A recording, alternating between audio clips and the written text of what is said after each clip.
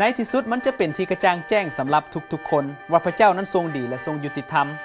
เป็นเวลาหลายพันปีแล้วที่ซาตานได้ใส่ให้ป้ายสีพระเจ้าว่าพระองค์นั้นทรงขาดความหักและความยุติธรรมแต่เวลา 1,000 ปีนี้จะเป็นผลพิสูจน์ให้จักรวาลได้เห็นถึงความดีของพระเจ้าท่านผู้ชมบางคนอาจจะถามว่าเป็นหยังเฮาจึงต้องตัดสินเทวดาซัวหรือคนอธรรมที่บ่ได้รับความรอดพ้นก่อนที่พระเยซูจะเสด็จกลับมาในโลกครั้งที่2นั้นพระองค์ได้ตัดสินพวกเขาแล้วบ่แม่นหรืออันนี้เป็นคำถามที่ดีท่านผู้ชมแต่การตัดสินครั้งนี้บ่แม่นเพื่อผลประโยชน์ของคนอธรรมหรือคนที่ตายไปแล้วแต่เพื่อประโยชน์ของคนที่ได้รับความรอดหรือว่าคนชอบธรรมเมื่อทานผู้ชมไปสวรรค์ในช่วงระยะเวลานั้นทานผู้ชมจะมีโอกาสค้นเบิ่งประวัติการกระทำของทุกๆคนอย่าให้เฮาลืมว่าคำเว้าและการกระทำแม้แต่ความคิดของเฮาทุกอย่างนั้นได้ถูกบันทึกไว้แล้วในหนังสือของพระเจ้าและในวันนั้นสิ่งลึกลับทั้งปวงที่ถูกซ่อนไว้จะได้ถูกนำมาเปิดเผยในพระธรรมปัญญาจารย์บทที่12ข้อ14พระคัมภีร์ได้ทรงกล่าวไว้อย่างนี้ด้วยว่าพระเจ้าจะทรงเอาการงานทุกประการเข้าสู่การพิพากษาพร้อมด้วยสิ่งลึกลับทุกอย่างบ่ว่าดีหรือชั่วพระเจ้าจะให้โอกาสคนสอบธรรมทุกคนถามคำถามทุกข้อที่ยังข้องใจอยู่และในที่สุดทุกคนจะสามารถกล่าวยืนยันออกมาว่า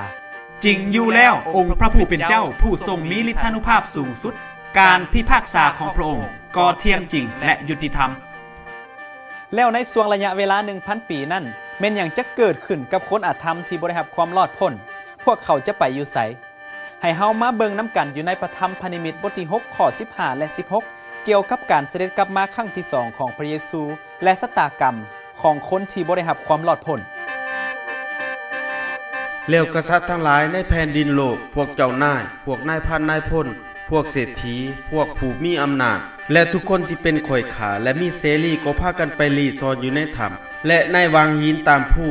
เขาห้องบอกผู้และโงนหินว่าขอให้เนินมาบังพวกเฮาไว้ให้พ้นจากพระพักของพระองค์ผู้ทรงประทับเทิงพระราชบัลลังก์และจากพระพิโรธของพระเมสสาน้อยนั้น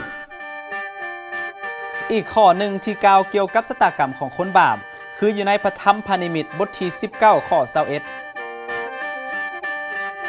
ส่วนคนที่ยังเหลืออยู่นั้นได้ถือขาด้วยพระแสงที่ออกมาจากพระโอษฐ์ของพระองค์ผู้ทรงประทับเทิงหลังม้านั้น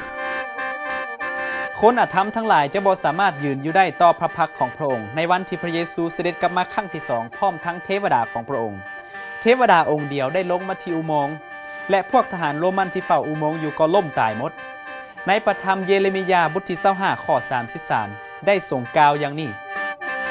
และบรรดาผู้ที่พระผู้เป็นเจ้าทรงประหารในวันนั้นจะมีจากปลายโลกข้างนี้ถึงปลายโลกข้างนั้นเขาเหล่านั้นจะบ่มีผู้ใดโอดควรให้หรือรวบรวมหรือฝังไว้แต่จะเป็นเหมือนขี้สัตว์อยู่เทิงพื้นดิน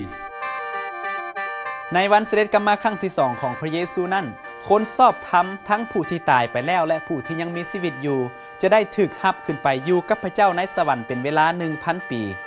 สำหรับคนอธรรมที่ยังมีชีวิตอยู่ในตอนนั้นก็จะได้ล่มตายไปจนหมดส่วนคนอธรรมที่ตายไปแล้วก่อนหน้าวันที่พระเยซูเสด็จกลับมาครั้งที่2นั้นเขาจะบ่ได้ฟื้นคืนขึ้นมาตามพระธรรมพระนิมิตบทที่20ข้อ5พระคัมภีร์ได้บอกว่าอย่างนี้นอกจากคนเหล่านี้คนอื่นๆที่ตายแล้วบ่ได้กลับคืนมีชีวิตอีกจนกว่าพันปีนั้นล่วงไปแล้วนี่แหละคือการขึ้นมาจากตายครั้งแรกพระคัมภีร์ได้บอกว่าคนอธรรมที่ตายไปก่อนวันเสด็จกลับมาครั้งที่2ของพระเยซูนั้นจะบ่ได้ฟื้นคืนมีชีวิตอีกจนกว่า 1,000 ปีนั้นได้ล่วงไปนั่นก็หมายความว่าหลังจาก 1,000 ปีนั้นได้ล่วงไปแล้วคนอธรรมทั้งหมดก็จะฟื้นคืนขึ้นมามีชีวิตอีกเทื่อนึงบัดนี้ให้เฮามาฟังผลสรุปของเหตุการณ์ที่จะเกิดขึ้นและชะตากรรมของคนเป็นและคนตายในวันที่พระเยซูเสด็จกลับมาครั้งที่2 1. พระเยซูจะเสด็จมาพร้อมกับกองทัพท่องสวรรค์องค์บริสุทธิ์มัทธิวบทที่25ข้อ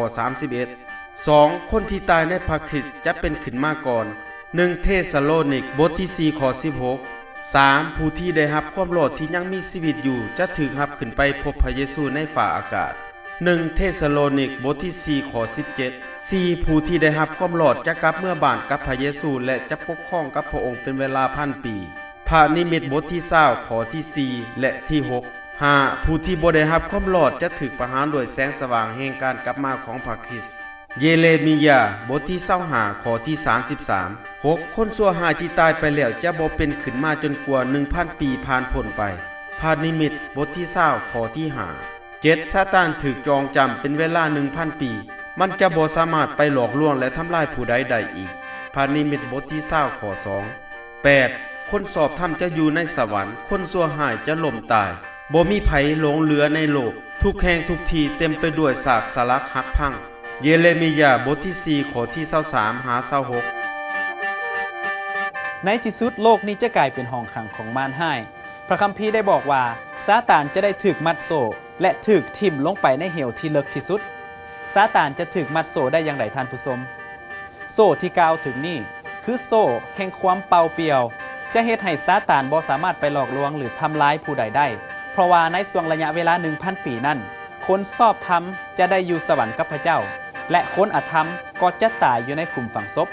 ผู้ที่เหลืออยู่ก็คือซาตานและบริวารของ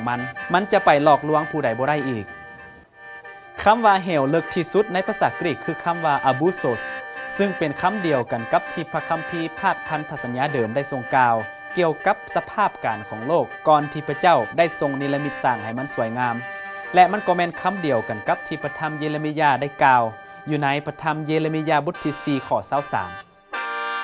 ข้าพเจ้ามองเบิงพื้นดินโลกและเห็นบอนห่างและวางเป่าและมองเบิงฟ้าสวรรค์ในนั้นก็บ่มีความสว่างแม่นแล้วโลกนี้จะกลายเป็นเหวลึกที่สุดและเต็มไปด้วยความมืดพระธรรมเยเรมียาบทที่4ข้อ24ฮอด26ได้กล่าวต่อไปอีกว่าอย่างนี้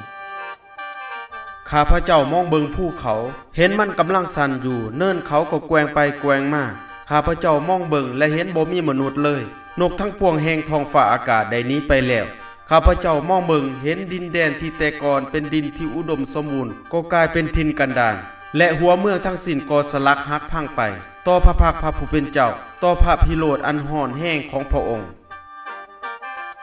ถ้าท่านผู้ชมฟังเบิ่งคักๆท่านผู้ชมจะเห็นว่าข้อ24ได้บอกว่าโลกนี้จะบ่มีมนุษย์เลย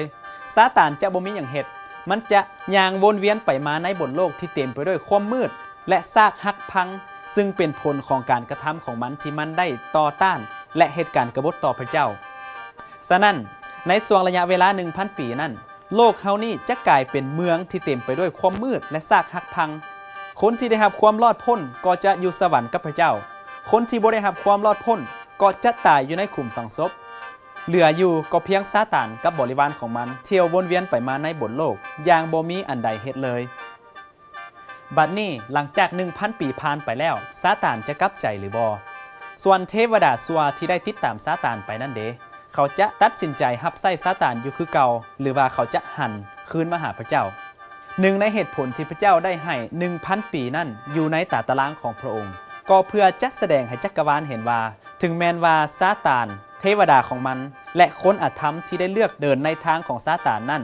มีโอกาสอีกเทื่อนึงพวกเขาก็จะเฮ็ดคือเก่าพวกเขาก็จะหับไส้นายคนเก่าพวกเขาจะปฏิเสธทางแห่งความรอดของพระเจ้าถึงแม้นพวกเขามีโอกาสอีก1,000 เทื่อก็ตามเพราะฉะนั้นพวกเขาจะต้องได้รับผลต่อสิ่งที่เขาได้กระทำต่อการตัดสินใจเลือกของพวกเขาให้เฮาย้อนมาอ่านอีกทีหนึ่งอยู่ในพระธรรมพานิมิตบทที่20ข้อ7และข้อ8